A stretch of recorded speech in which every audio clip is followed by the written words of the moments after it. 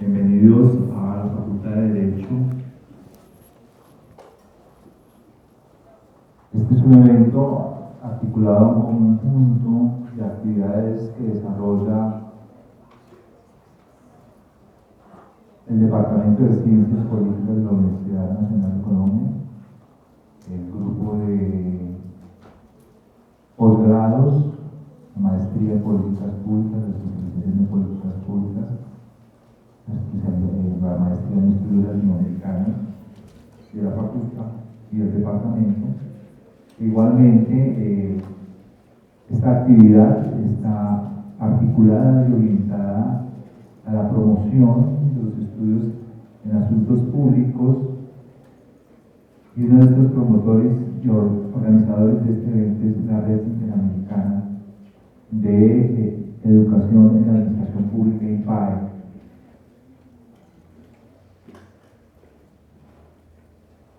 Hoy contamos con la presencia de una importante académica venezolana, la profesora Josefina Alonso. Bienvenida, Josefina, a este espacio. Muchas gracias por tu presencia en este conjunto de actividades que desarrolla el INPAE, la Universidad Nacional, la Escuela Superior de Administración Pública y otro grupo de universidades que están articuladas a la red INPAE. Josefina es administradora pública de New York University, es máster en Administración Pública y Servicios Públicos y Empresas del Estado, IESA. Ha tenido la mención en Ciencias Políticas de Yale University. Es profesora titular y coordinadora del Centro de Políticas Públicas y de la Maestría en Gerencia Pública del Instituto de Estudios Superiores de Administración de Venezuela. Dicta materias de análisis y diseño de políticas públicas, empresa, Estado y sociedad, y responsabilidad empresarial, y transparencia e integralidad de la gestión pública. Josefina ha adelantado un conjunto de publicaciones sobre diferentes temáticas articuladas a su actividad en su universidad, en IESA, en varias editoriales extranjeras, entre ellas Harvard Business School, y también es miembro del Consejo Directivo de INPAE ya desde hace algún tiempo. Igualmente hace parte de Clarea y actualmente está trabajando en una línea de investigación sobre gobierno colaborativo y participación ciudadana en la gestión pública. Josefina nos ha venido acompañando esta semana en un conjunto de tareas académicas en ese marco colaborativo con INPAE, y en el día de hoy nos encontramos ante el tema de balances de ensayos de democracia participativa en Venezuela durante el periodo 1999-2015. Bueno, agradecemos a ustedes su presencia, sea bienvenida, Josefina, y abiertos a escuchar tus reflexiones sobre este importante tema. Buenas tardes, ¿me escuchan bien? Perfecto. Bueno, para mí es un honor esta invitación de la Universidad Nacional de Colombia y estoy particularmente agradecida con el profesor Alejandro Lozano por esta amable invitación, y también le doy las gracias a la Red INPAE y a todos sus colaboradores por haber hecho posible también esta actividad. Yo les voy a hablar sobre la experiencia de la democracia participativa en Venezuela en los últimos 15 años aproximadamente.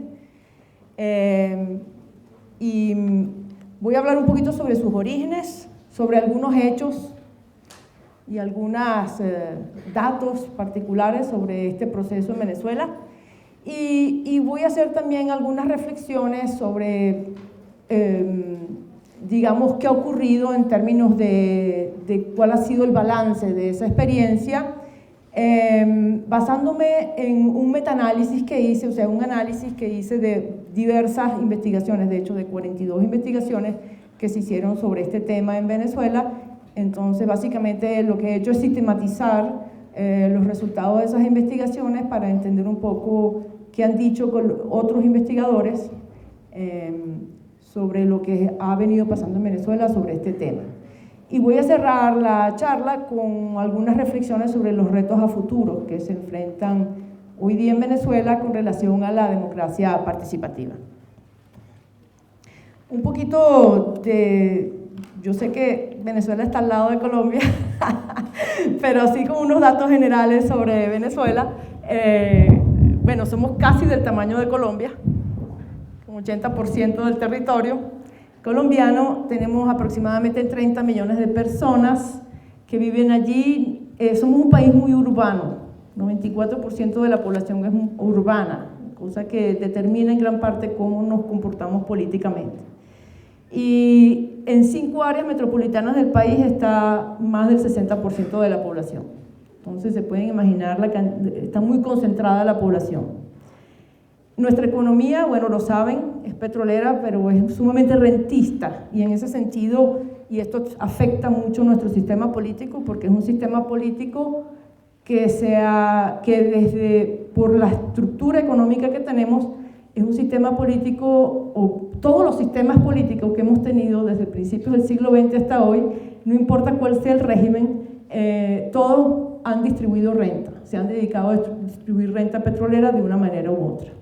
Entonces, en ese sentido, sea dictadura, sea democracia, sea dictadura parcial o lo que sea, siempre ha habido un proceso de distribución de renta.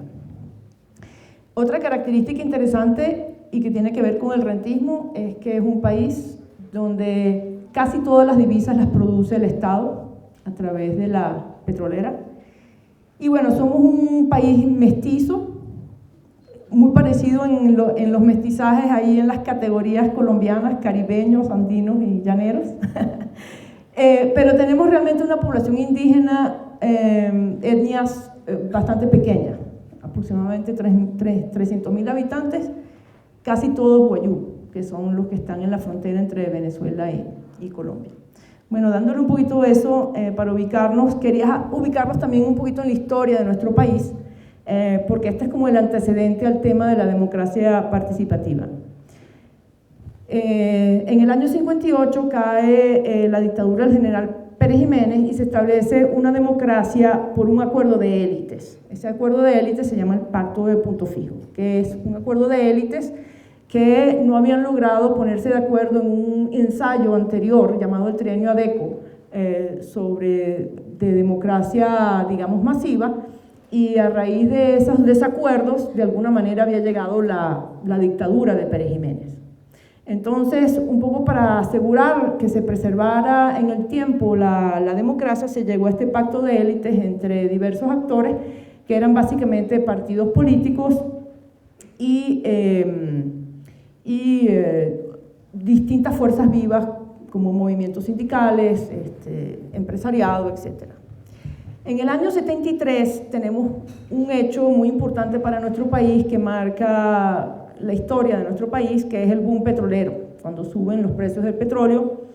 Eso lleva a una situación donde el Estado venezolano, que antes de eso tenía un tamaño moderado, empieza a crecer de manera significativa porque ahora es digamos, le entra una cantidad de recursos gigantescos y justamente con esos recursos, entre otras cosas, nacionalizó la industria petrolera. O sea que la industria petrolera pasa a ser propiedad del Estado venezolano y no propiedad de las multinacionales a las que antes el Estado venezolano le cobraba impuestos, ¿no? Entonces, allí pasamos a convertirnos en un petroestado, o sea, un estado cuya riqueza proviene principalmente de la venta del petróleo, y bueno, y que crea también una situación donde el Estado se hace un poco menos dependiente de la sociedad que otros estados, ¿no? En el año 83 sufrimos algo que sufren muchos países en América Latina, que es la crisis de la deuda externa, que es una crisis que empezó con el default que llaman de México, que no pudo pagar su deuda y eso tuvo un efecto dominó, pero el hecho es que para ese momento estaba un poco agotado el sistema rentista que teníamos en Venezuela, ya su capacidad de compra o de tener a las personas felices había bajado y el país entra en una crisis económica por la crisis de deuda externa y eso es lo que llamamos la década perdida, que es una década donde los venezolanos se empiezan a desilusionar mucho con el sistema democrático. En el año 89, nuevamente presionado al gobierno por la deuda externa, empieza a tomar algunas medidas de ajuste económico con la llegada del presidente Carlos Andrés Pérez, que había ganado la presidencia en ese momento, y esos ajustes económicos agarran a la población venezolana de sorpresa y generan una gran rabia, al punto que hubo un fenómeno que se llama el Caracazo, que es que hubo una revuelta nacional con todo tipo de, digamos, daños materiales y saqueos por todo el país, que el gobierno trató de reprimir sin mucho éxito y que generó, digamos, muchos daños a vidas y también al prestigio del gobierno. Eso de alguna manera le abrió las puertas y le dio cierta legitimidad al golpe de Estado que viene a dar Hugo Chávez en el año 92.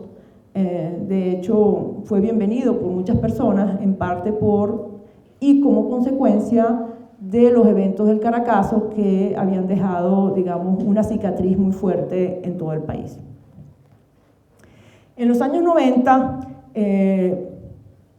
el golpe de Estado de Chávez fue fallido, entonces seguía el proceso de elecciones tradicionales y en los años 80, bajo la presidencia del presidente Caldera, Rafael Caldera, aparte de la deuda externa, los precios del petróleo llegan a un piso de $8 por barril, donde entonces el país realmente está en una situación, digamos, de estrés económico muy fuerte.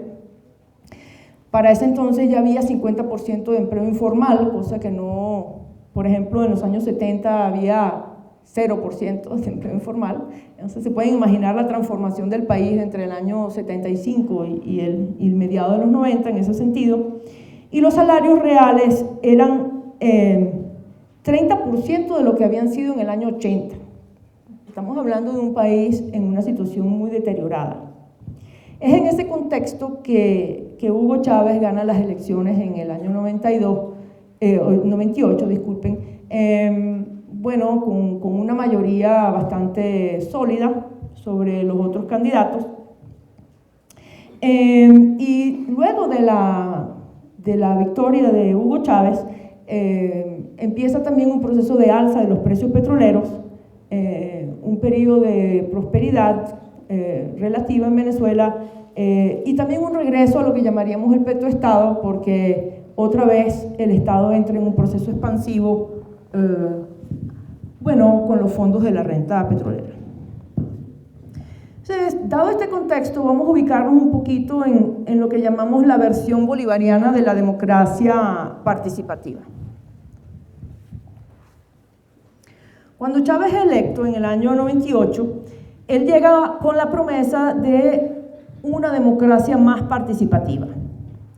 De hecho, cuando se juramenta para ser presidente, él jura sobre lo que él llama la moribunda. La moribunda es la constitución que teníamos en aquel momento, que él llama la moribunda.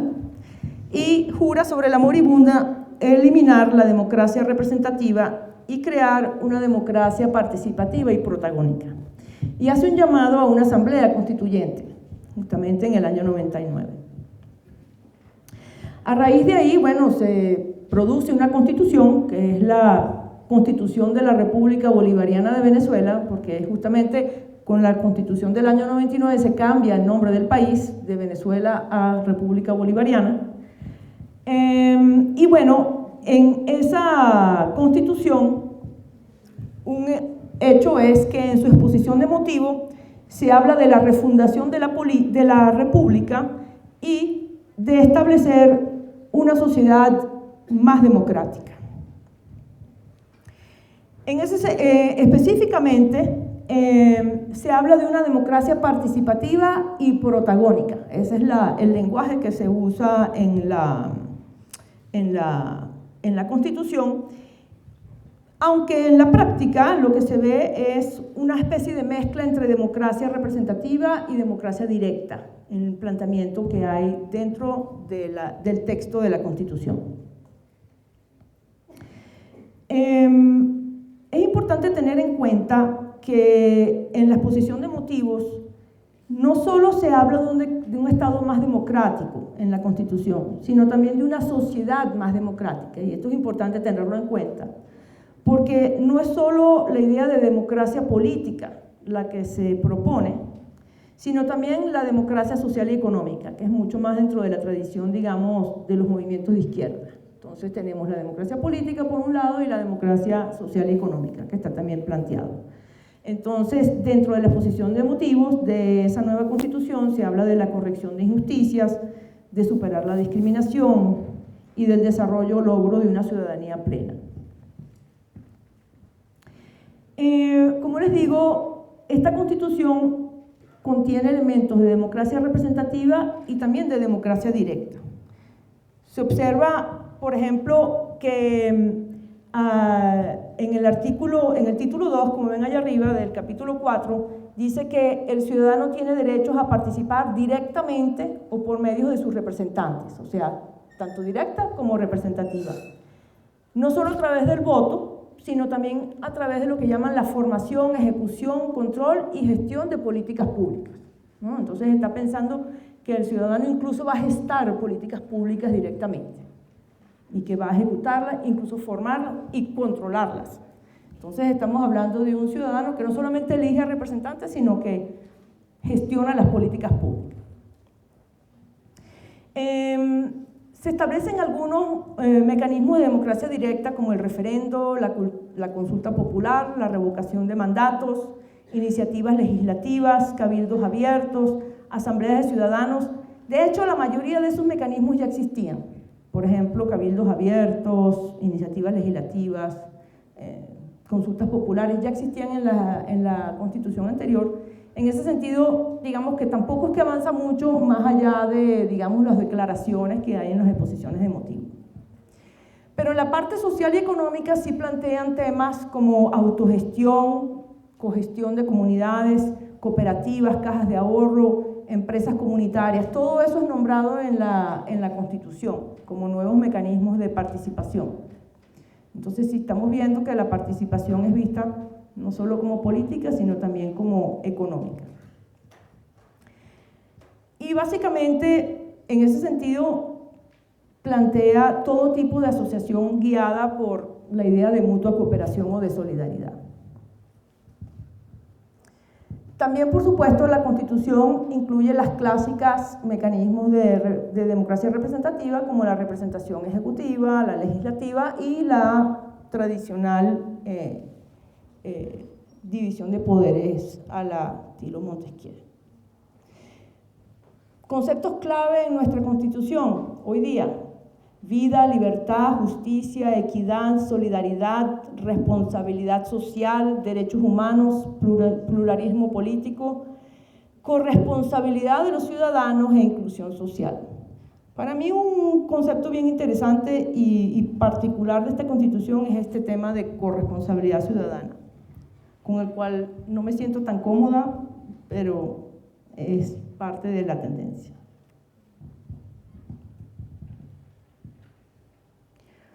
Otra característica de la democracia bolivariana participativa, más allá de la Constitución, está el hecho de que el gobierno de Hugo Chávez, en el momento en que llega al poder, hace un esfuerzo importante de darle derecho al voto a los más pobres.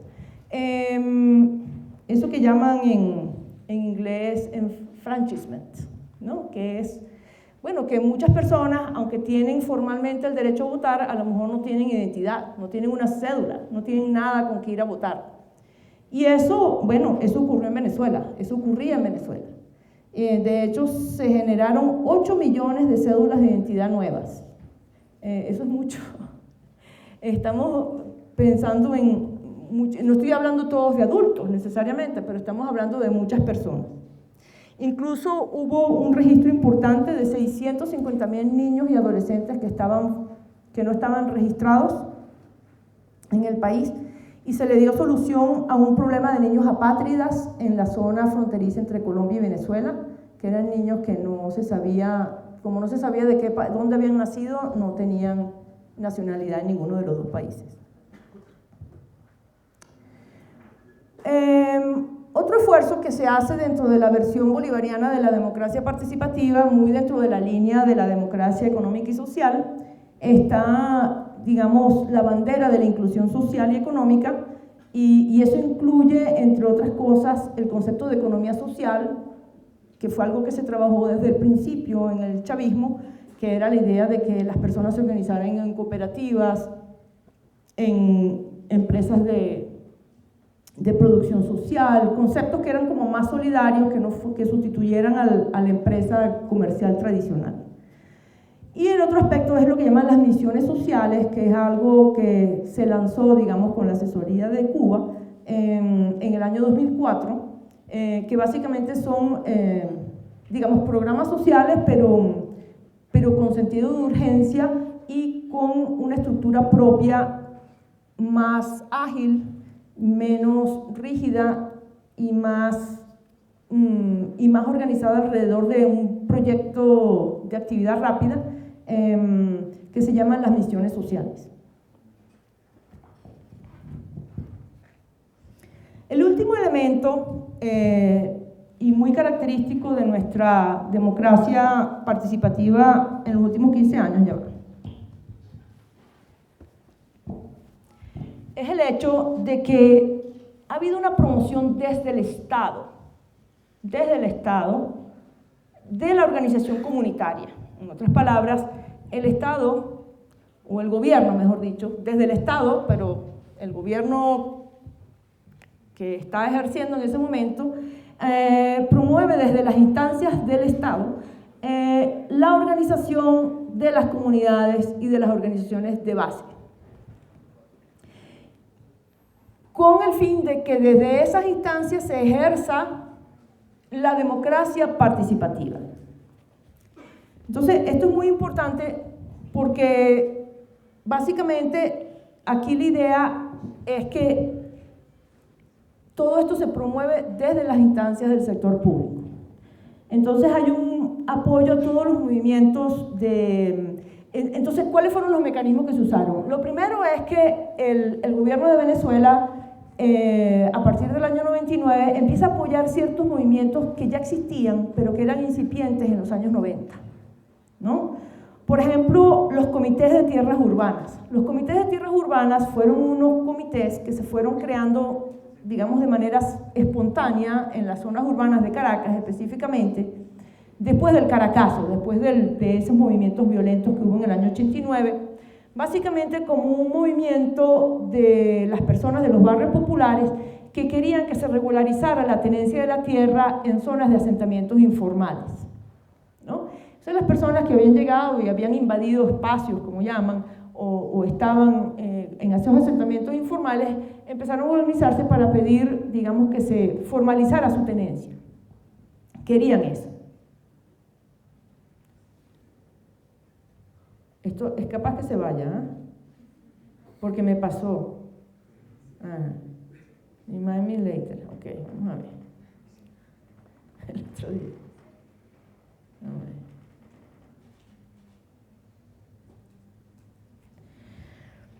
Estos movimientos que, bueno, que habían sido incipientes en los años 90, empiezan a recibir apoyo del gobierno de Venezuela. Y otras cosas que también existían desde los años 80 y 90, como ciertos experimentos que se habían hecho en algunas ciudades de Venezuela, como ensayos en presupuesto participativo, mesas técnicas de agua, que eran mesas para coordinar la distribución de agua en barrios populares. Esos mecanismos que ya se habían experimentado, sobre todo en los municipios donde había habido alcaldes, digamos, de movimientos de izquierda, también empezaron a recibir, digamos, cierto apoyo, o apoyo, mejor dicho, mucho apoyo de parte del gobierno. Otras cosas que hizo el gobierno fue desarrollar algunas nuevas instituciones. Hizo varias innovaciones institucionales, como podemos llamarlo. Por ejemplo, creó una cosa que se llamaban, al principio del gobierno de Hugo Chávez, o lo que llamaban los círculos bolivarianos, un poco con la intención de que hubiesen ejercicios de democracia asamblearia, ¿no? De que los vecinos se reunieran y tomaran decisiones sobre sobre cosas en sus comunidades, y esos círculos bolivarianos iban a tomar decisiones. Eso no fraguó del todo, y varios años después se crean lo que llaman los consejos comunales, que es la figura que existe actualmente. Voy a desarrollar un poquito más los temas de consejos comunales más adelante, pero el gobierno fue creando este nuevo mecanismo a través de nuevas legislaciones. Como último punto que quiero destacar sobre la manera como el Estado venezolano venía promoviendo la participación, la democracia participativa o la mayor participación en aquel momento, es que un poco la expectativa del gobierno de Hugo Chávez y de su movimiento político era que en realidad las comunidades llegaran a autogestionarse. Esa era básicamente la imagen, objetivo que se tenía.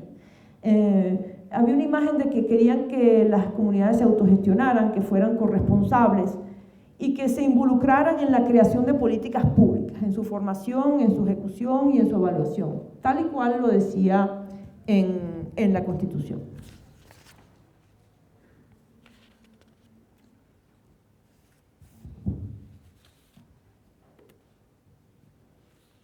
Ahora, ¿de dónde viene toda esta idea de democracia participativa en Venezuela? Y pienso que eso es un tema relevante y además interesante.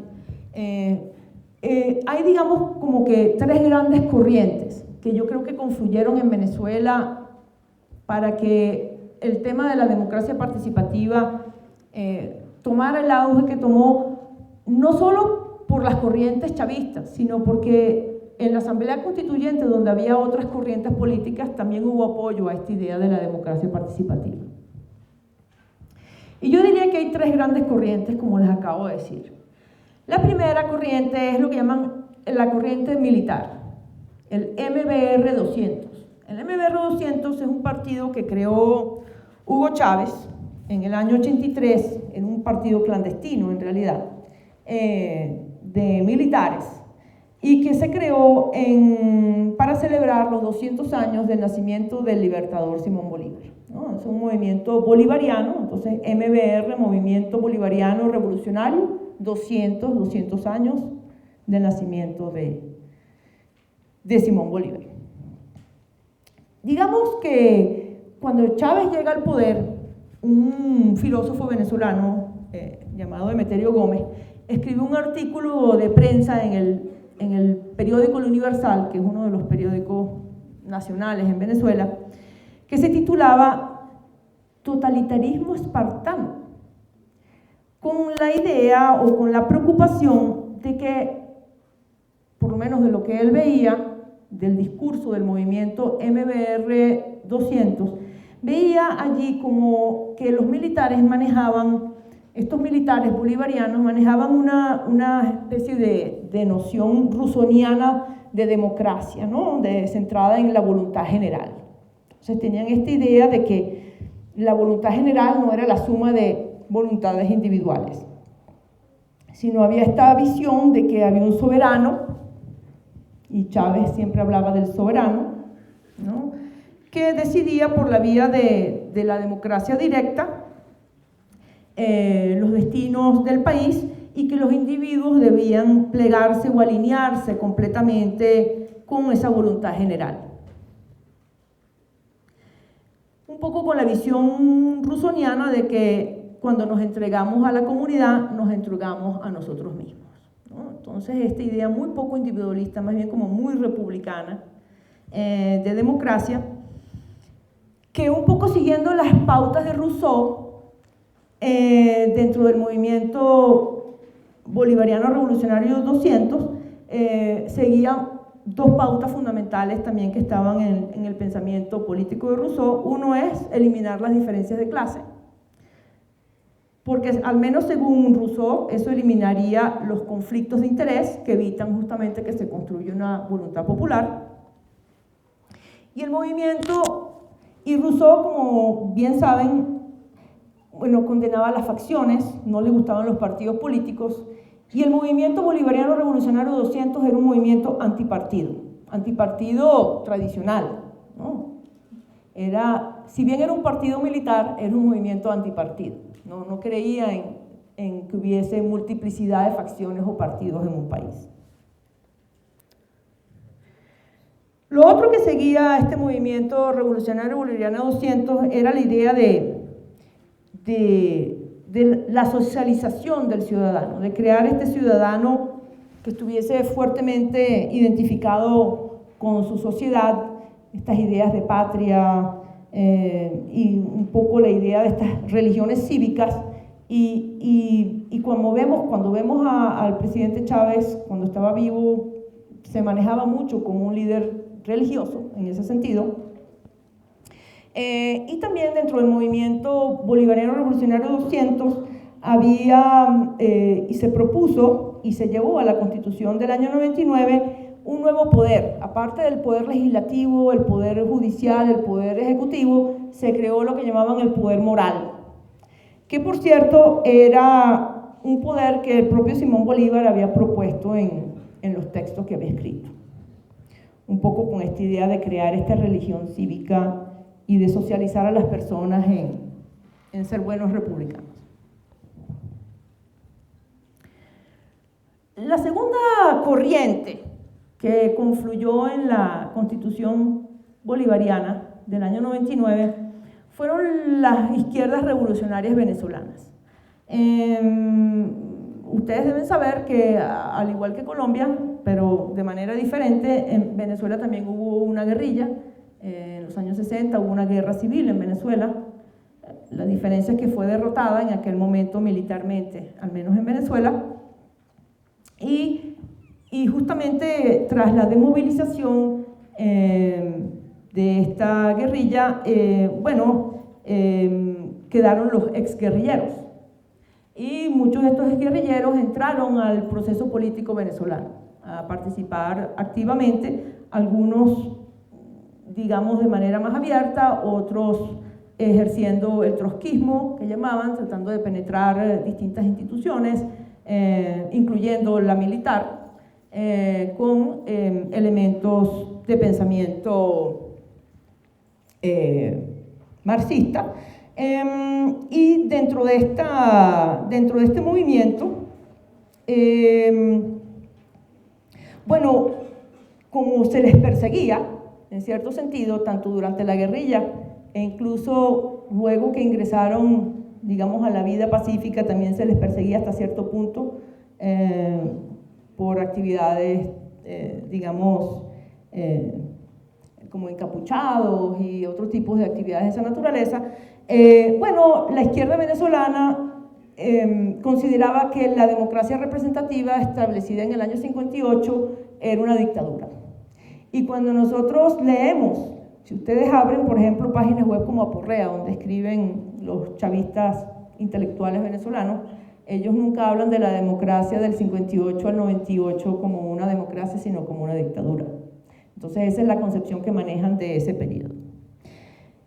No solamente la veían como una dictadura por, digamos, el resentimiento que había con la derrota militar y política, sino también dentro de esta visión marxista que manejaban, porque consideraban que la democracia participativa establecida en el año 58 era una dictadura de clases, o sea que era un mecanismo donde las clases dominantes se perpetuaban en el poder y por lo tanto eso era una dictadura también. También como parte de la visión socialista, dentro de los movimientos de izquierda venezolanos, se manejó un concepto, digamos, del soviético. El soviet, como ustedes saben, es un modelo de democracia asamblearia que se establece en la Unión Soviética. Y esta visión de democracia, que también es una visión de democracia asamblearia directa, es la que abanderan los movimientos de izquierda en Venezuela, quizás con una visión un poco más moderada, ¿no? Pensando que, porque había movimientos críticos al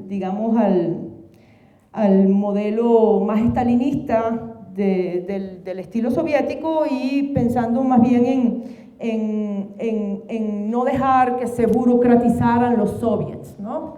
Que fue lo que pasó en la Unión Soviética, y tratando dentro de esta visión de tratar de corregir los errores que cometió la Unión Soviética, de tratar de llegar a una especie como de combinación de democracia representativa con democracia directa, que no fuera ni una democracia representativa ni un estalinismo estatista, ¿no? Entonces se trata de llevar un poco con esta visión una nueva forma de democracia representativa que fuera asamblearia pero no burocratizada, un poco la visión que se tenía.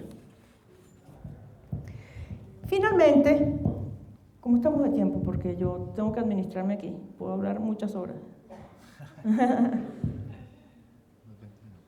No, tan poquito.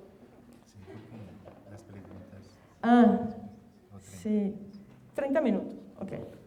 Finalmente, sí. Ya voy a poner el reloj aquí.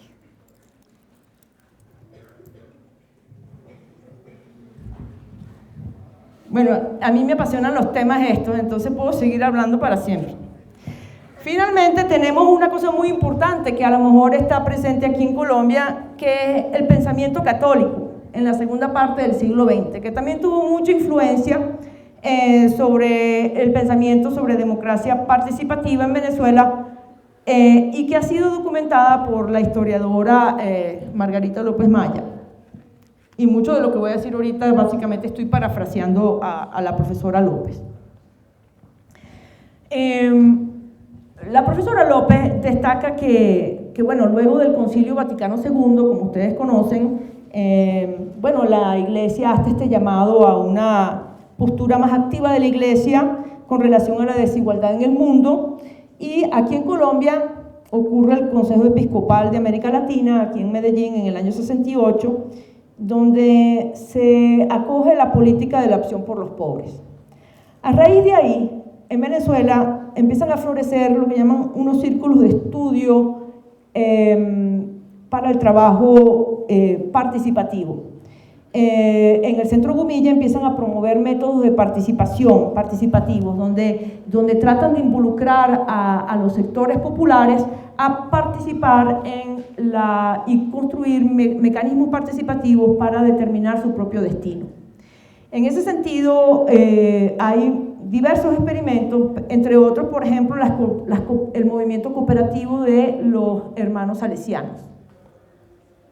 En los años 70 también acogen dentro de la Iglesia, una parte de la Iglesia, la parte de la izquierda de la Iglesia venezolana, la pedagogía del oprimido de Paulo Freire, donde también se empiezan a hablar de métodos participativos, y luego, más adelante, el ala izquierda del Partido Social Cristiano COPEI, que es el Partido Social Cristiano en Venezuela, empieza a hablar de que el compromiso del partido no es, por ejemplo, con la lucha de clases, sino con los pobres. Entonces hay un compromiso muy dentro del lenguaje de la Iglesia, que hay un compromiso con los pobres y en la inclusión de los más pobres. Entonces se empieza a incorporar en el lenguaje esta idea de la inclusión del pobre, que por cierto es un lenguaje que se incluye en la nueva Constitución del año 99 y mucho dentro del lenguaje del chavismo, la inclusión del pobre. Entonces de ahí viene mucho este lenguaje de la participación, del método participativo. Aquí podemos hablar de que posteriormente los líderes ya no del ala izquierda del Partido Social Cristiano de COPEI, sino ya como del ala centrista, ya de lo que llaman en inglés el mainstream, ya el centro del partido, ya en los 70 empezaba a incorporar este lenguaje de democracia participativa, ¿no? Por ejemplo, Luis Herrera Campín, que fue un presidente en Venezuela, en el año 79, siendo presidente, en un congreso internacional de su partido, empieza a proponer las ideas de comunitarismo cristiano, ¿no? Entonces ya estamos hablando de irnos hacia el comunitarismo, como alternativa a la democracia liberal. Y cita una encíclica papal diciendo que debe haber cogestión de las empresas, que las empresas no deben ser la tradicional empresa comercial donde el trabajador es un proletario o un empleado, sino que deben cogestionar las empresas.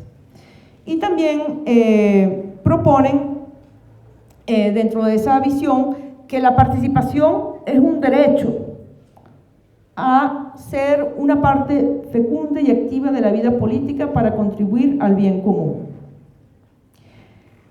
Similarmente, si bien estas ideas en los años se fueron abandonando un poco a raíz digamos, de la prosperidad económica y posteriormente en Venezuela no se le prestaron atención a esas cosas, luego cuando empieza la crisis económica en los años 80, en el Congreso Ideológico del Partido Social Cristiano Copey, nuevamente se empieza a hablar de que hace falta ir hacia una transición, hacia una nueva democracia, porque ya se sentía el agotamiento de la democracia representativa en Venezuela, y se empieza a hablar de la transición hacia una nueva democracia que fuera más solidaria, donde hubiese autogestión, donde hubiese más comunitarismo. Y estos son justamente los conceptos que recoge posteriormente Hugo Chávez. Todo esto agarra, digamos, mayor ímpetu y movimiento en los años 80, cuando se establece en Venezuela, justamente como estaba como muy agotado ya el sistema político, se monta la COPRE, que es la Comisión Presidencial para la Reforma del Estado, en un intento un poco desesperado de parte del sector público venezolano y de los partidos políticos de tratar de relegitimar el sistema político. Y justamente en el seno de la COPRE, entre los diagnósticos que se establecen es la incapacidad del sistema político para satisfacer las expectativas de equidad y justicia social que había en la sociedad, de que no se estaban cumpliendo con las promesas de inclusión social y de igualdad, y que la crisis económica estaba llevando a mayor desigualdad. Y finalmente se llegaba al diagnóstico también de que el poder estaba excesivamente concentrado en los partidos políticos, de que Venezuela estaba sufriendo de lo que llamaban una partidocracia, donde los partidos tenían el monopolio, digamos, del juego político y tenían excluidos, digamos, a los ciudadanos de la participación. Es con base un poco en este diagnóstico que el propio Partido Social Cristiano Copey propone, y junto con los movimientos de vecinos de la época, una legislación que conduce, por cierto, a un cambio en el sistema electoral venezolano, porque ustedes no lo saben, no tienen por qué saberlo, pero hasta el año 89 en Venezuela los gobernadores eran nombrados por los presidentes, y en el año 89 se crea la elección popular de gobernadores. Y hasta el año 89 tampoco existía la figura del alcalde, y justamente con la reforma legislativa se crea la figura del alcalde electos uninominalmente. Entonces ahí se conjugan un proceso de mayor participación que ya venía como en movimiento desde el año 89, como les digo, y que finalmente se cristaliza 10 años después con la Constitución del 99. Justamente pensando en eso, les había hablado de los antecedentes, digamos, en términos del pensamiento o las corrientes de pensamiento. También había algunos antecedentes en términos de la organización social venezolana. En Venezuela, antes de la llegada de Hugo Chávez, había como tres grandes elementos organizativos de base. Uno eran las organizaciones comunitarias y de base relacionadas con la Iglesia. La Iglesia se había comprometido justamente desde el Concilio Vaticano II a organizar a la población en cooperativas, y había un movimiento cooperativo en Venezuela bastante importante, quizás no tan importante como en Colombia, pero bastante importante, promovido fundamentalmente desde la Iglesia. Lo otro es que había un movimiento de vecinos.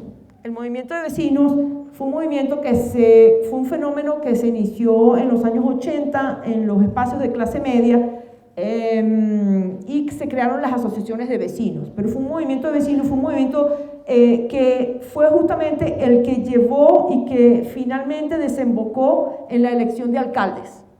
como mecanismo de participación política.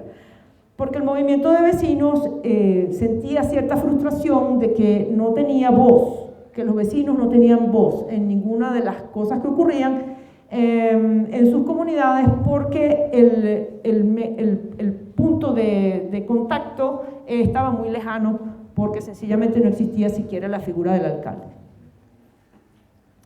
Y luego, finalmente, ya les había mencionado, estaban los comités de tierras que habían emergido en los años 90, y que presionaban para digamos, que se les regularizara la tenencia, pero que fueron relativamente marginales hasta la llegada del presidente Chávez. Yo diría que hay desacuerdo entre los investigadores sobre cuán poderosas eran estas organizaciones antes del 99. Hay algunos que dicen que, por ejemplo, la profesora García Guadilla dice que eran importantes, que Venezuela tenía una historia muy rica de movimientos de base, participativos, mientras que otros investigadores hablan de que eran movimientos relativamente débiles y marginalizados. Pero viendo un poco qué ha pasado, entonces, en términos de la organización de la población y de las comunidades,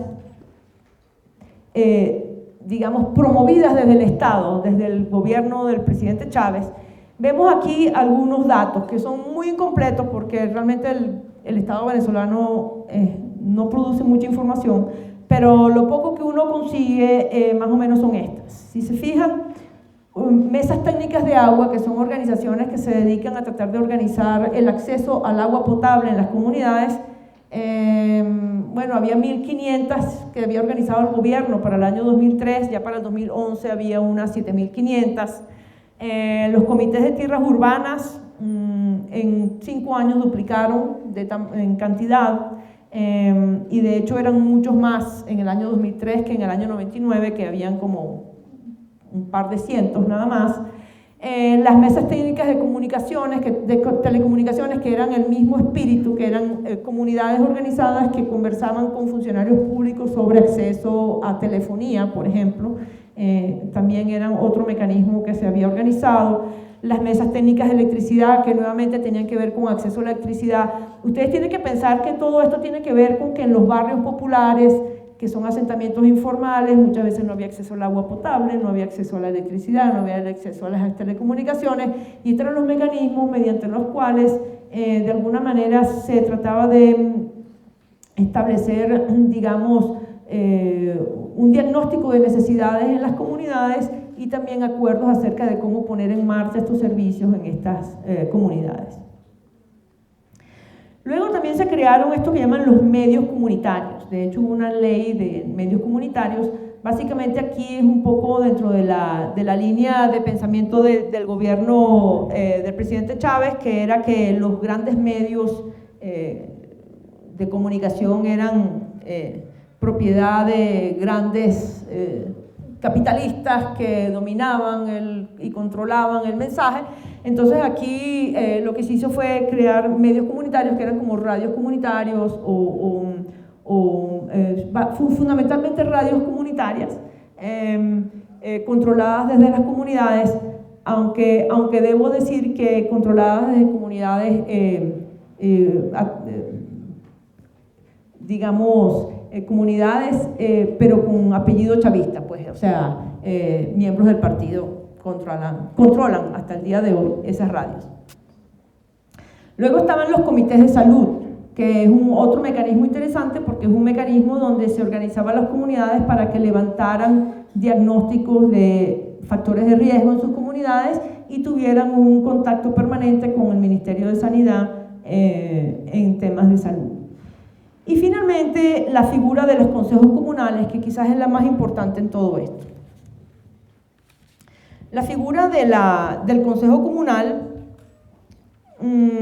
digamos que se parece un poquito al CDR cubano o al soviético, pero básicamente cuando nace en Venezuela a través de la ley, proviene de la frustración que hubo de un primer ensayo de lo que llamaban los consejos locales de participación, que fue una ley que hubo en el año 2002, donde se trataba de que la población en las comunidades participara en unos consejos locales de planificación, o sea, que la población fuera a estos consejos y, digamos, planificara junto con los gobiernos municipales lo que se fuera a hacer en sus comunidades en el próximo año, ¿no?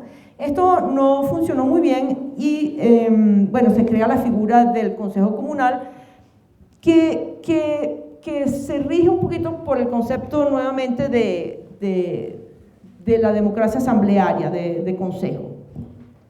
Hay una cosa interesante con relación a este mecanismo, y es que es un mecanismo que, si bien existe en Venezuela una estructura federal, o sea que tenemos gobierno nacional, gobernaciones electas y alcaldes, donde hay mucha, digamos, autonomía, sobre todo municipal, tanto fiscal como en términos de las competencias que tienen, se crea entonces el Consejo Comunal más abajo, pero ese Consejo Comunal no rendía hacia los municipios.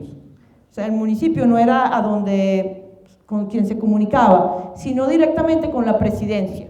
O sea, que el vínculo era presidente-consejo comunal. Lo es hasta el día de hoy. De hecho, los consejos comunales se coordinan desde la oficina de la presidencia en Venezuela.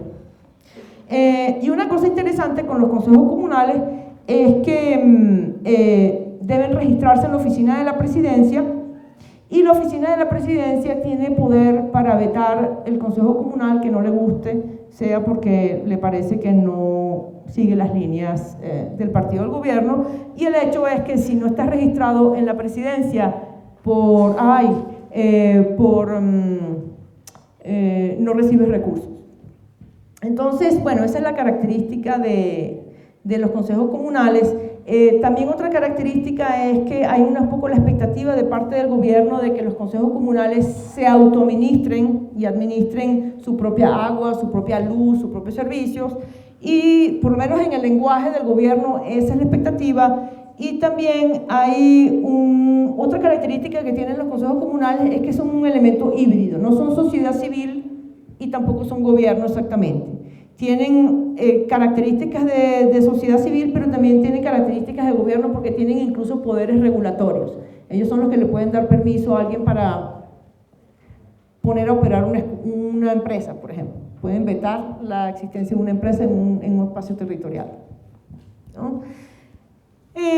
Y bueno, es interesante, pero el Consejo Comunal viene a sustituir finalmente al movimiento autónomo de vecinos. O sea que todas las personas que se habían organizado en asociaciones de vecinos de manera autónoma se reconfiguraron y se reconvirtieron en consejos comunales para poder tener un punto de interlocución con el Estado. Entonces, ahora vamos a hablar por 15 minutos sobre algunos de los hallazgos principales de las investigaciones que revisé, que fueron 42, sobre qué está pasando con la democracia participativa en Venezuela. Y yo diría que hay varios asuntos claves que emergieron de la lectura de todas estas cosas. Una es la paradoja, o lo que se pudiera llamar la paradoja entre democracia participativa promovida desde el Estado y autonomía. En otras palabras, si tú eres, digamos, promovido desde el Estado, digamos que corres el peligro de caer un poco en la dependencia del Estado y de caer un poco dentro de una especie de dinámica totalitaria, pero al menos te escucha el Estado. Mientras que de pronto, si eres autónomo, qué bien, pero no tienes voz, ¿no? Entonces estamos en ese dilema entre tener poder pero no ser autónomo, y ser autónomo y no tener voz. Entonces, eso es un dilema que se observa en esta literatura, La otra cosa que se observan es preguntas sobre cuán autónomas son realmente las manifestaciones de democracia participativa en Venezuela. ¿Hasta qué punto son sociedad civil o movimientos sociales? ¿O hasta qué punto son más bien, digamos, apéndices o partes del Estado? ¿No? ¿Cuán inclusivas o excluyentes o participativas son? ¿Todo el mundo puede participar o solamente algunos? ¿Y hasta qué punto la gente se siente motivada para participar? Otro es la transparencia y rendición de cuentas. ¿Cuán transparentes son estas instancias? Y finalmente, ¿estos son instancias de autogobierno, de autonomía política, o son más bien instancias de clientelismo político? Entonces, vamos a ver primero el tema del empoderamiento. Los resultados de las investigaciones muestran que las personas que se entrevistaron en las distintas investigaciones, los sentimientos subjetivos son que se sienten muy empoderados. Esos son los hallazgos en general. Hay una sensación de que se ha logrado, digamos, una identidad legítima que valoraban en los sectores populares. Por ejemplo, el tema de las historias locales es crítico. Empiezan a construir sus historias locales donde los mitos fundacionales de los barrios populares son, digamos, que la gesta heroica de la invasión, ¿no? Donde la gesta heroica de la invasión, la invasión se convierte en una gesta heroica en vez de ser un delito. ¿Me entienden? Entonces, eso es muy importante porque les cambia, les hace sentir como que empoderados dentro de su situación de sector popular. Y acuérdense que vieron que Venezuela es un país 95% urbano, ¿cierto? Pero es que el mecanismo de asignación de la tierra en Venezuela, en ese 95%, una alta proporción ha sido a través de asentamientos informales. Es muy importante que lo tengan en cuenta. Entonces, es esto de que tú te sientas legítimo en tu asentamiento, en haberte asentado informalmente y que tu invasión sea una gesta heroica y no un delito, se convirtió en algo muy importante porque fue parte del trabajo que se hizo. Otra cosa es que los voceros comunitarios se sentían muy involucrados, que habían sido muy activos en la creación de los consejos comunales y también que eran muy activos en la búsqueda y obtención de recursos, porque los consejos comunales se manejaban con la figura de los proyectos. Entonces estos líderes formulaban proyectos o iban a instancias de gobierno siendo consejos comunales y pedían recursos y obtenían recursos y movilizaban a vecinos para que los apoyaran en la obtención de esos recursos. Y como esos recursos iban para la comunidad, se manejaba como un sentido de responsabilidad importante en ese liderazgo local. Otro tema es que los métodos de participación tenían características de toma de decisión, ¿no? Los vecinos seleccionaban el proyecto. Había mecanismos, digamos, de diagnóstico participativo donde las comunidades en su conjunto identificaban problemas y entonces votaban cuál era el proyecto que querían. Ese tipo de cosas también hacían sentirse muy, muy empoderados. La otra cosa muy importante y muy interesante que sale de los estudios es que los servidores públicos que iban a las comunidades a movilizarlos para crear proyectos eran vistos como facilitadores y como personas que estaban interesadas en los problemas populares, ¿no? Que no necesariamente se sentían que antes había sido así. La otra cosa sumamente importante es que la plata bajaba, ¿no? Había mucho dinero de por medio aquí. De hecho, si vemos en el año 2010, los consejos comunales recibieron 2,3 mil millones de bolívares, mientras que los municipios, vía situado constitucional, que por cierto, los municipios de Venezuela, casi todos, a excepción de las ciudades más grandes, dependen en un 90% del situado constitucional. Los municipios, que son 240 y pico de municipios de Venezuela, recibieron 2,1 mil millones. O sea que los consejos comunales, en la base, directo desde la Presidencia de la República, estaban recibiendo más dinero que los gobiernos municipales.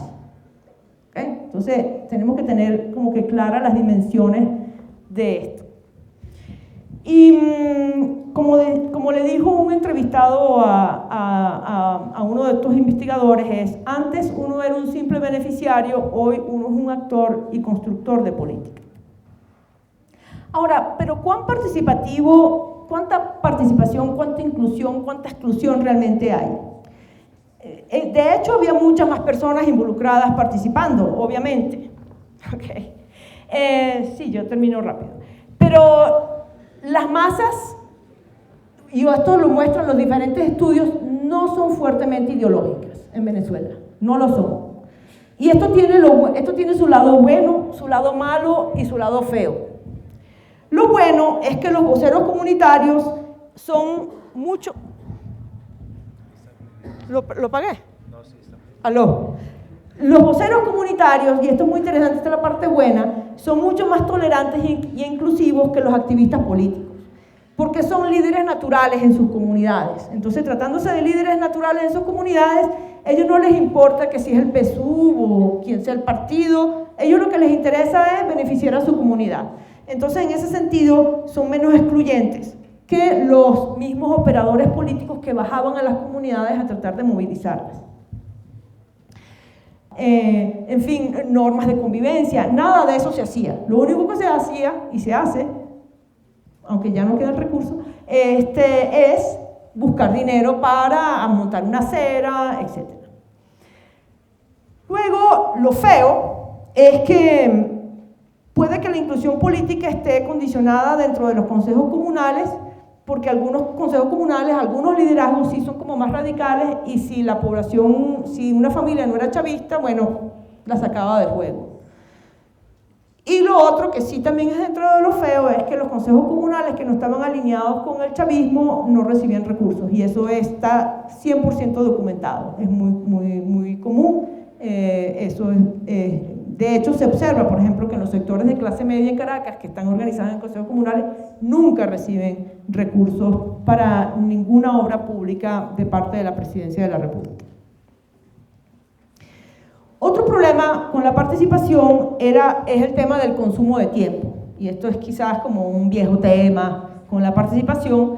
De hecho, casi todos los estudios hablan de la apatía, de las bajas tasas de participación de los vecinos, de solo iban cuando había dinero de por medio para los proyectos. Los voceros mostraban también, expresan agotamiento, que esto le quita tiempo de las familias, y que muchos voceros ni participan, sino que es un grupito el que termina llevando la carga de todo, y eso los estresa y genera mucho estrés. El otro tema es el tema de la transparencia. ¿Cuán transparente es todo esto? Bueno, el hecho es que tampoco transparente es que no hay estadísticas, ni estadísticas confiables sobre todos estos movimientos, pero también se habla mucho del desvío de los recursos. Hay muchas críticas locales a todos estos temas de los consejos comunales, y se habla de que su principal debilidad es justamente que hay desvíos de recursos, y en parte es porque las funciones de Contraloría y Auditoría son débiles o digamos que absolutamente inexistentes. Los consejos comunales no cumplen con ninguna de las formalidades establecidas en la Contraloría General de la República. La contabilidad de los presupuestos no son confiables, son incompletos, no hay planes escritos, no hay procedimientos establecidos, no se cumple con las normas de contratación del sector público, los soportes contables no existen o están incompletos, y hay muchas acusaciones que, por cierto, crean mucho daño, porque al haber acusaciones dentro de las mismas comunidades, empieza a perderse la confianza dentro de las comunidades, empieza a haber conflictos dentro de las comunidades y empieza a destruirse la propia fibra social. Hay un artículo muy interesante para los que están interesados sobre este tema de cómo justamente la falta de transparencia en estos espacios ha destruido mucha fibra social en Venezuela, de una profesora americana que se llama Rebecca Hansen, que está en la página. Si buscan Rebecca Hansen, van a encontrar un artículo muy interesante sobre esto. Ok, sí. ¿Para ver? Sí. Otro tema es la autonomía. ¿Cuánta autonomía tienen estos consejos comunales y estas organizaciones en realidad?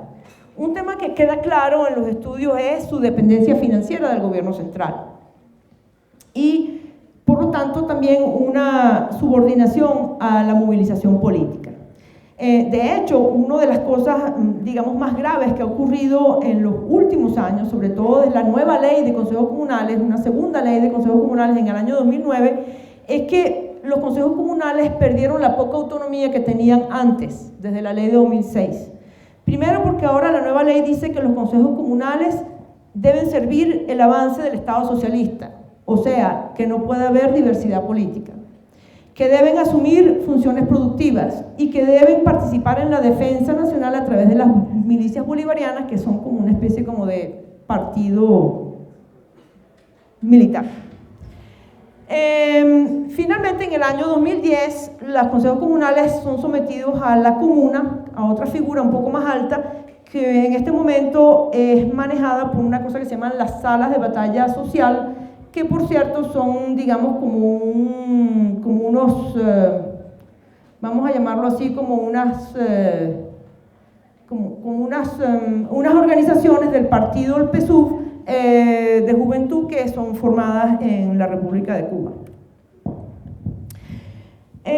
Finalmente, estamos hablando de gobierno por el pueblo y por el pueblo, o de búsqueda de renta más clientelismo, ¿no? Entonces, una pregunta que uno se hace es: ¿qué hacen estos consejos comunales? Finalmente, ¿qué hacen realmente? Bueno, lo que más hacen es conseguir recursos para mejorar las viviendas de los miembros de las comunidades y para establecer empresas familiares de los miembros de las comunidades. Eso les dice que básicamente cuando buscan recursos los consejos comunales, lo que más hacen es buscar recursos para el uso privado de las familias, o sea, mi casa, mi empresa. Como segundo, mucho más abajo, en términos de uso de búsqueda de recursos, es para infraestructura comunitaria, una acera, un brocal, un parque. Como tercero, actividad es ayudar en las misiones sociales del gobierno, muy poca contraloría y cero autorregulación o administración propia de servicios, que era un poco la expectativa del gobierno.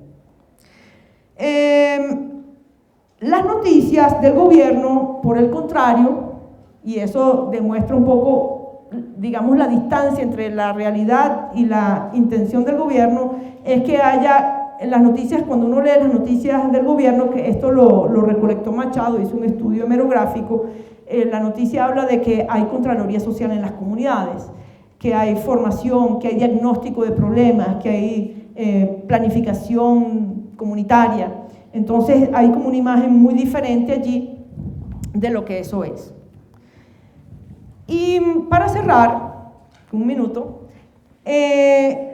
estas son las características, digamos, fíjense que tiene lo bueno y lo malo, lo feo y lo bonito, pero yo me quedo con unas preguntas importantes, o lo que yo llamo las preguntas urgentes o críticas, para que pensemos hacia el futuro sobre esta experiencia en Venezuela.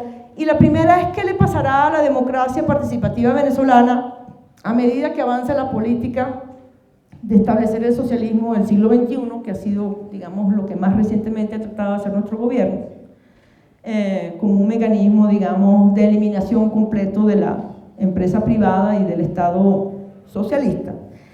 ¿Cuán factible es que los consejos comunales asuman funciones legislativas y ejecutivas como lo espera el gobierno, sin perder su carácter, digamos, de base, raíz, de autonomía, y se conviertan más bien en una especie de burocracia al estilo estalinista? ¿Cuán factible será mantener los atributos de sociedad civil organizada y de participación voluntaria a medida en que bajen los precios del precio del petróleo y realmente obtener recursos de parte del gobierno se haga cada vez más, dependa cada vez más de que estés alineado políticamente con él? Entonces, bueno, esas son las grandes preguntas que yo dejo en este momento y abro la mesa. Muy amable.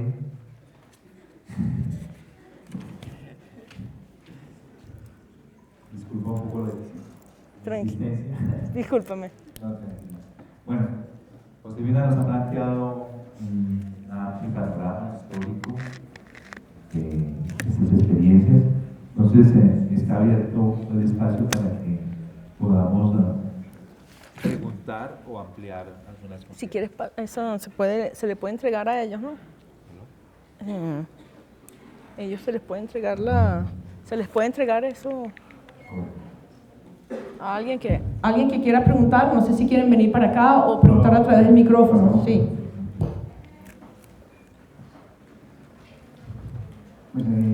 Buenas tardes, mi nombre es Carlos, yo soy estudiante de la maestría en Ciencias Sociales de la Universidad de Caldas, y en este momento mi tesis de maestría la estoy haciendo sobre el carácter político e ideológico de la popular en la No te escucho casi, está entrecortado. Ven. No, porque están grabando. Ven para acá. Ven para acá, ven para acá. Mi nombre es Carlos, yo vengo de la ciudad de Manizales, estoy haciendo la maestría en Ciencias Sociales y el tema sobre el cual estoy centrando es sobre el carácter político e ideológico de la comunicación popular y la revolución bolivariana. A raíz de eso tengo varias preguntas. Lo primero relacionado con ese que tú mencionas de Petroestado, yo dentro del primer capítulo que ya lo tengo listo, yo escribo, por ejemplo, que ese Petroestado no solamente aparece a partir de lo que es el acuerdo de punto fijo, sino que viene construido mucho más antes. Si uno mira, por ejemplo, todo lo que fue el gobierno de Cipriano Castro, todo lo que representó también la dictadura de Gómez, de Juan Vicente Gómez, y uno mira que no solamente en términos paternalistas se viene constituyendo ese Petroestado-nación, sino también en términos culturales y ideológicos. Es más, si uno mira culturalmente al venezolano en términos de la música, en términos de la comida, en términos del vestir, esos son elementos que se empiezan a adaptar desde la década del 20, se puede decir, y se va agudizando dentro de la dictadura de Juan Vicente Gómez. Entonces mi pregunta es, no sé cómo la ves tú en ese sentido, y también tratando de mirar pues que antes de lo que fue el acuerdo de punto fijo también se apuntó, pues sobre todo basado en esa renta petrolera, la necesidad de apuntarle la construcción de un Estado nacional, se puede decir, sobre todo pues tratando de cómo nacionalizamos los recursos, sobre todo el petróleo, y cómo hacemos que realmente todo ese dinero, esos petrodólares que se están entrando al país, se quede básicamente en sectores muy particulares, que es lo que va a suceder, ¿cierto? La otra pregunta que yo tengo va relacionada en términos de lo que mencionas con mi tema, que es los medios de comunicación popular. Una investigación que hicimos en la Universidad de Caldas fue una comparación entre los medios populares acá en Colombia y en Venezuela, y lo que encontramos es que en Venezuela realmente, o sea, hay realmente muchos de los medios de comunicación popular que se siguen impulsando, no solamente radios como vos les llamas, sino también canales comunitarios. Por ejemplo, tuve la posibilidad de estar en Barquisimeto, en Mérida, en Caracas, en el mismo Táchira, que es uno de los lugares donde más fuerza tiene la oposición. Entonces uno mira que realmente son propuestas que se han venido asentando, y acá en Colombia lo que encontrábamos es que los medios de comunicación popular solamente son los periódicos, porque realmente si tú quieres crear un medio de comunicación, si no tienes capital, si no tienes para competir con esos monstruos como Caracol o RCN, no eres capaz de crear un medio de comunicación popular. Nada más en el 2009 Álvaro Uribe va a cambiar la legislación y sobre todo va a hablar, por ejemplo, de todo lo que quienes estén interesados en construir un medio de comunicación comunitario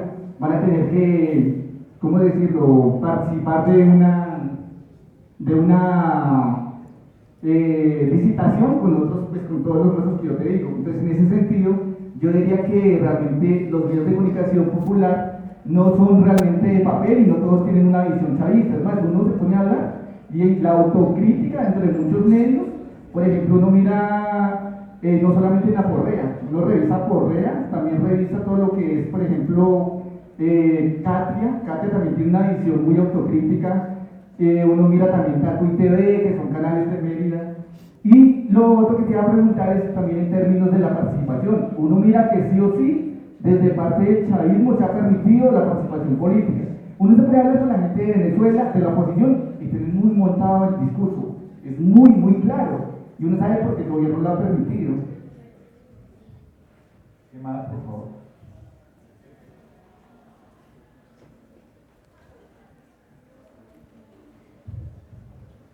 Cordial saludo, ¿cómo están?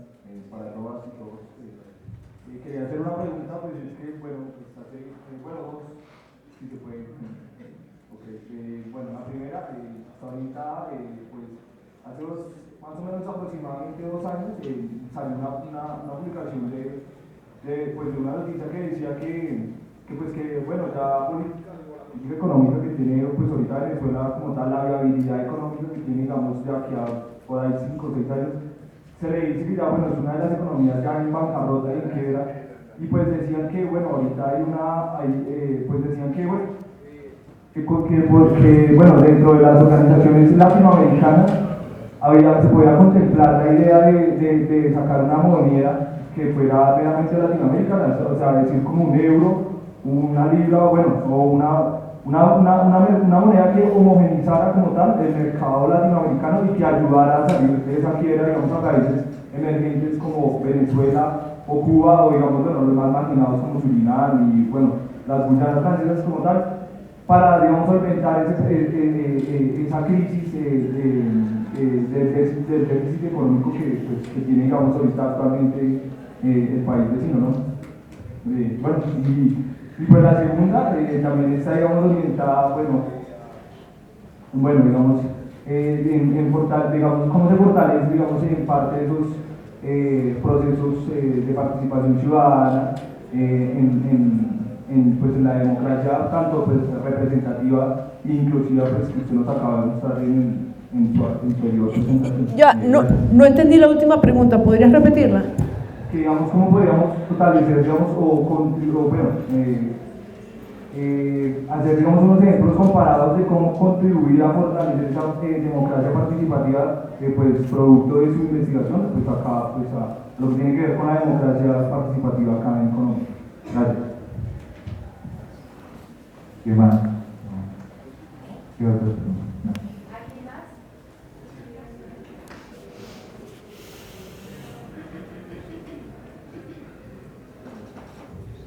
Profesora, una pregunta para una cosa que es de ciencia política. ¿Qué consecuencias tiene la investigación que han hecho ustedes para una revaloración de esa categoría que denominamos democracia participativa? Hasta hace algunos años, digamos que había unos balances relativamente compartidos. Temas que remitía básicamente a los límites infranqueables que había tenido la democracia representativa y el funcionamiento del sistema político sobre la base de ese sistema particular que reducía la democracia al tema del sufragio, al tema electoral, y no era capaz de leer la democracia o de incluir la democracia en términos sociales.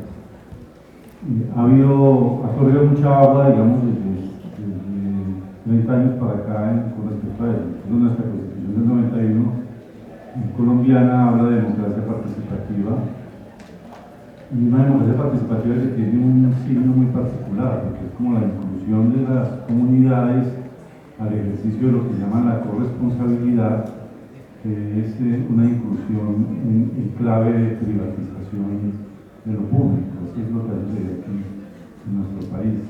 Le entendí por lo que escuché que democracia participativa estaba relacionada con democracia asamblearia o de consejos o con democracia directa.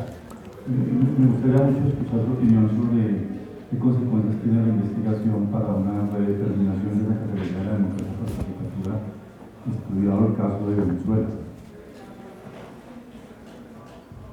¿Qué más?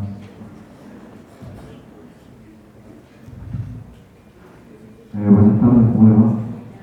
Mi nombre es Juan Moreno y pues soy compatriota suyo.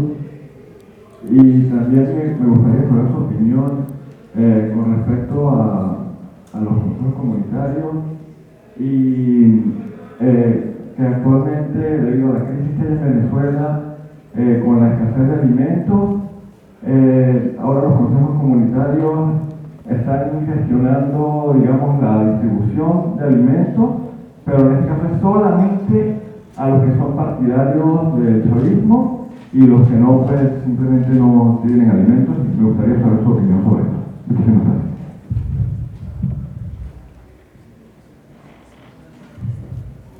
Bueno, buenas tardes, mi nombre es Diana Quintero y haciendo referencia a lo que el lunes planteamos de gobernanza colaborativa, cómo esa experiencia puede ayudar o más bien puede contribuir a fortalecer lo que actualmente hay en Venezuela con el tema de los consejos comunitarios, con el tema de la democracia, si es participativa, si es representativa o directa, cómo esa experiencia realmente de gobernanza colaborativa la podrían aplicar al caso venezolano. Gracias. ¿Alguien más? Bueno, son muchas preguntas. Con relación al petroestado, voy por orden. Bueno, en efecto, creo que una de las primeras cosas que mencioné en la charla, cuando hablaba algo de historia de Venezuela y hablé del petroestado, es que en Venezuela se viene ejerciendo el rentismo distributivo desde la época del general Gómez, cuando empezó a haber renta petrolera en Venezuela, ¿no? Entonces, desde el mismo momento en que empezó a haber renta en Venezuela, empezó el ejercicio de eso. Con relación a los medios comunitarios, en efecto, bueno, el petroestado, siendo una bendición como también una maldición, en la parte de la bendición es que a veces hay mucho dinero. Y en efecto, justamente con los petrodólares que se dotó de estaciones de radio y televisión a diversas comunidades. ¿Que hay autocríticas? Sí, pero eso es una tradición dentro de las izquierdas, el tema de las autocríticas, ¿no? Entonces, dentro del PSUV y dentro de los movimientos de izquierda venezolanos hay mucha autocrítica, pero siguen siendo todos como dentro de la misma línea. Si bien se le da, como ustedes mismos dicen, digamos, algo de libertad a la oposición para expresarse, por lo menos a través de las redes sociales, a las que todavía no han cerrado en Venezuela, ciertamente, digamos que en la experiencia que yo conozco, por lo menos no he visto otras, los medios comunitarios no se rifan a quien quiere usarlo, ¿no? Ojalá hubiera un sistema de rifa donde todo el que quiera tener acceso al medio comunitario pueda ir. No, los medios comunitarios usualmente son manejados desde unos espacios que se llaman, ¿cómo es que se llaman? Bueno, tienen un nombre, ahorita no me acuerdo, tengo mala memoria, y bueno, y usualmente son entregados en administración a personas que de alguna manera comulgan con el movimiento bolivariano, sean autocríticos o no. Alguien habló de bancarrota, moneda latinoamericana. Bueno, de hecho se creó esa moneda, no me acuerdo ahorita el nombre, pero es una moneda de intercambio para el sistema ALBA y existe esa moneda. ¿Cómo fortalecer la democracia participativa? Lo voy a dejar para después porque tiene que ver con la pregunta del profesor, que tiene que ver con el hecho de que, en efecto, como les estaba diciendo en la charla, la literatura se ha centrado sobre los límites de la democracia representativa, ¿no? De todo lo mala que es, de todo lo limitada que es, de todo lo poco que realmente, de lo mal, digamos, de lo insuficiente que es en términos de su capaz para escuchar a la gente. Y de hecho vimos entre las cosas buenas del experimento venezolano el sentirse empoderado por parte de la población, ¿no? Sí lo había. ¿Qué sugerencias tengo? No estoy tan segura, pero yo durante la charla, no sé si escuchó que yo me siento incómoda con el concepto de corresponsabilidad también, que por cierto está muy, digamos, en un lugar muy importante en nuestra Constitución, porque yo siento que si bien las comunidades y merecemos todos participar más, que el Estado nos lance la responsabilidad y diga que no es 100% responsable de las cosas, es una manera de no asumir la responsabilidad y de privatizar muchas veces cosas que debería estar prestando, servicios que debería estar prestando el Estado. Porque una cosa es que los ciudadanos colaboren y complementen y otra cosa es que el Estado los corresponsabilice, ¿no? Entonces, y yo diría que ahí muchas veces los extremos se tocan. Así como en los años 90 en las políticas neoliberales se les quería achacar a las comunidades la administración de muchas cosas, bueno, hoy día en el chavismo se quiere hacer lo mismo, ¿no? Entonces es como que los extremos se tocan a veces de tratar de delegarle a las comunidades cosas como la limpieza de sus calles, el mantenimiento de las escuelas, en este momento, por ejemplo, cosas tan increíbles como que la comida que va a los niños en las escuelas, tienen que las comunidades escolares ir a buscarla por sus propios medios. Entonces los papás y los maestros tienen que pagar con su propio dinero los camiones que tienen que ir a buscar las comidas, muchas veces no tienen los recursos para eso, entonces se convierte en una tragedia en ese sentido. ¿Qué sugerencias tengo? No estoy muy segura, porque realmente yo lo que hice fue un análisis del pasado y los hallazgos hasta el presente. Pero ciertamente me encantaría tratar de pensar, dado que se ha pensado más en los límites de la democracia representativa que en cómo lograr que las democracias o mecanismos participativos funcionen mejor, bueno, hacia dónde podemos ir, cuáles serían los siguientes pasos.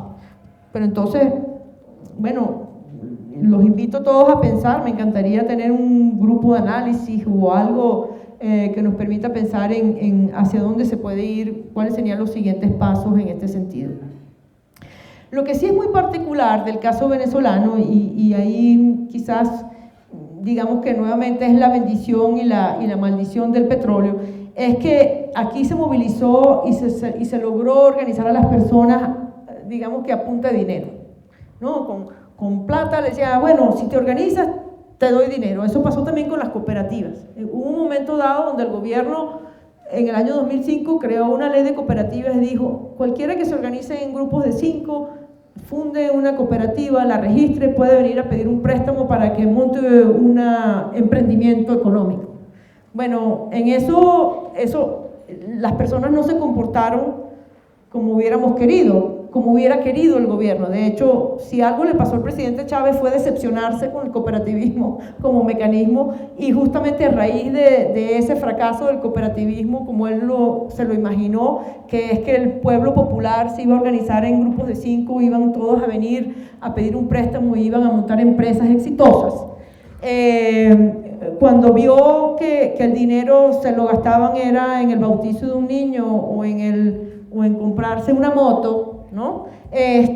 Bueno, en ese momento, en su frustración, creó lo que llaman el socialismo del siglo XXI y empezó a nacionalizar empresas y se lanzó en una ruta un poco más estalinista de socialismo clásico, de socialismo real, ¿no?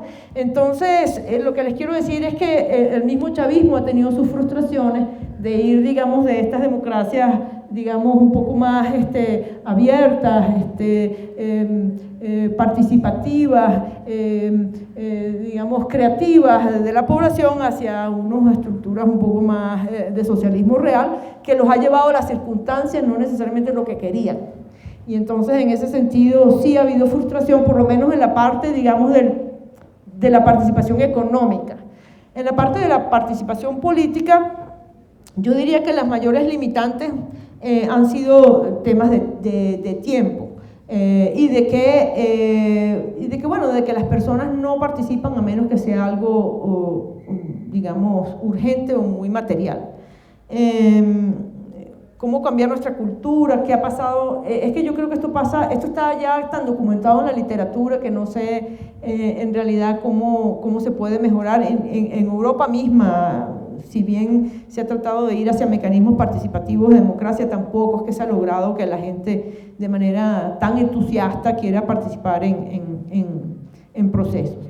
Yo diría que quizás, y hablando un poco de lo que comentó una estudiante allá atrás, dentro de la literatura de gobernanza, por ejemplo, y de colaborativa, quizás un espacio o una ruta interesante que se ha venido desarrollando en algunos países tiene más que ver con la creación desde los estados, desde los gobiernos, de espacios de toma de decisión donde realmente tengan una voz importante, digamos, determinados actores sociales, ¿no? Y que se establezcan o se vayan estableciendo en las sociedades más y más, digamos, por la vía legislativa o por la vía, digamos, de obligación por parte del sector público a tener que, digamos, escuchar la voz de diferentes actores importantes, sobre todo de actores comunitarios, para tomar decisiones claves y que esa voz no sea solamente voz, sino que también sea hasta cierto punto vinculante, ¿no? Entonces yo diría que sí ha habido como un intento de parte de, sobre todo en Europa y en Estados Unidos hasta ahora, de tratar de avanzar en la creación de instancias de esta naturaleza, donde, digamos, donde la ciudadanía tenga una voz más vinculante, no sin haber resistencia, por supuesto, de parte de las burocracias, ¿no? Que es donde más resistencia hay. Finalmente alguien me preguntó que si la escasez de comida y que si se repartía solo a los partidarios. Eso ocurre a veces, pero no siempre, ¿no? Como les dije, la masa venezolana no es toda muy ideologizada. Los líderes comunales, en su gran mayoría, los que lideran los consejos comunales, no son radicales del chavismo, son líderes naturales de sus comunidades, que eran líderes antes del chavismo y lo son todavía, y en ese sentido, digamos que trabajan más para sus comunidades que para los partidos, ¿no?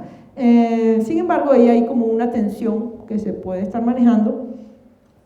Tampoco al gobierno le interesa echarse demasiados enemigos encima, y jugar con la comida es algo muy peligroso. Todos sabemos que la Revolución Francesa empezó por un rollo de comida.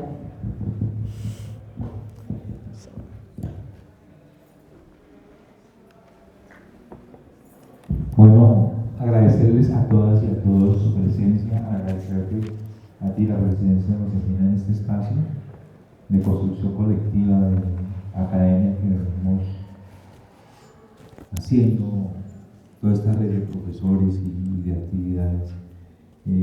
Nos esperamos entonces el día viernes en el espacio de la biblioteca de la Escuela Superior de Administración Pública, en donde tendremos nuestro diálogo entre funcionarios académicos y miembros de comunidades sobre la temática que se ha adelantado esta semana. Muchas gracias.